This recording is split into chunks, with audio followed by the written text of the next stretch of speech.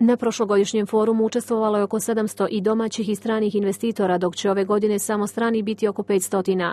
Potvrđen je dolazak većine lidera regiona, ali i delegacija iz arapskog svijeta, Kine i Japana. Imamo već potvrđeno prisustvo premijera Republike Turske, gospodina Recepa Tayyipa Erdogana, ministra vanjskih poslova Republike Turske. Imamo indikacije da će na forumu također prisustvovati francuski ministar industrije, gospodin Eric Besson. Na ovogodišnjem forumu, koji je regionalnog karaktera, bit će obuhvaćeno više oblasti nego prošle godine. Obrazovanje, drvna industrija, financijski sektor i građevinska industrija.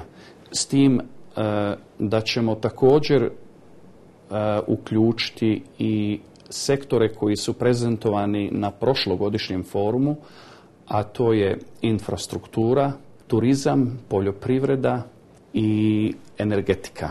Organizatori namjeravaju od Sarajeva stvoriti Davos jugoistočne Europe. BBI banka pokušava da kreira ambijent, jedno tržište gdje će omogućiti susret stranih investitora, vlasnika projekata iz Bosne i Hercegovine i regiona jugoistočne Europe, gdje će oni moći da sklapaju poslove bilo na način da investiraju u region, bilo na način da naše kompanije, dakle iz Bosne i Hercegovine i šireg regiona,